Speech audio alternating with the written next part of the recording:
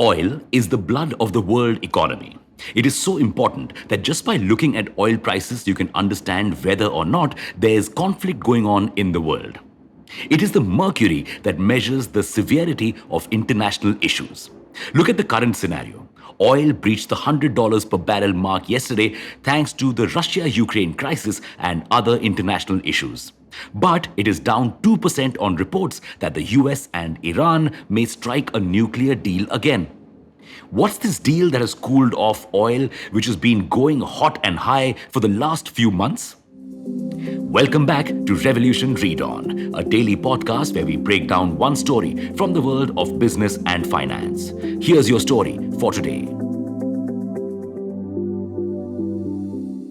Back in 2015, the US, the UK, France, China, Russia, and Germany all came together for a super important purpose: to stop Iran from becoming a nuclear superpower. These countries had already issued sanctions to stop Iran's nuclear development, but that didn't work. So they decided to go the compromise route, and the Joint Comprehensive Plan of Action was born. Under this plan, the world powers told Iran they would remove the trade sanctions placed on it. In turn, Iran would have to slow down nuclear development. Iran agreed, as its economy had suffered majorly. A lot of its trade had stopped thanks to the sanctions, and its financial assets had also been frozen. The deal would immediately free $100 billion in funds stuck in other countries. So everyone was happy. But of course, there's a twist. In 2016, the US elected a new president, Donald Trump. He backed out of the Iran nuclear agreement. Why? He thought the deal gave Iran too much leeway and didn't curtail its missile program. He thought he could negotiate a better deal. Before that could happen, he was out of office, and President Biden entered the scene. Biden was the vice president of the US when the deal was first struck with Iran. So many hoped that he would renegotiate the deal. And Biden had several reasons to do so. For starters, Iran was mad that the US had backed out of the deal. What's worse, the US had imposed all the old restrictions and added new ones. The other countries participating in the deal couldn't do much to counter these sanctions. So, once again, Iran was a pariah no one could trade with. And it decided that if it was going to be a pariah, it might as well be a powerful pariah with nuclear weapons.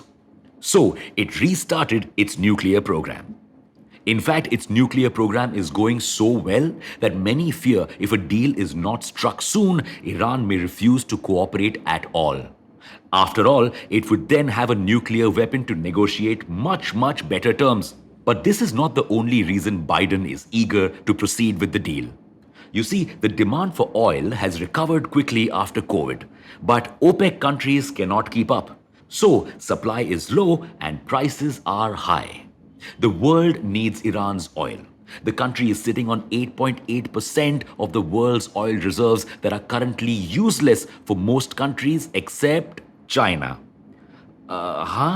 Because of the US's sanctions, Iran's regular customers have stopped importing oil from it. But China is still importing oil by disguising the shipments. So, not only is the US not getting its hands on the oil, one of its biggest enemies is. And with the Russia-Ukraine crisis ongoing, the US needs another oil source. The deal is the perfect solution for all these problems. Now, the negotiations regarding the deal have been ongoing for almost a year. In a sense, it will be similar to the 2015 deal.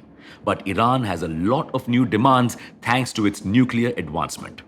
Nevertheless, it now seems that the deal could be struck soon. And this is good news for India. Once Iranian oil is ready for sale again, the global oil supply will rise again and prices will drop.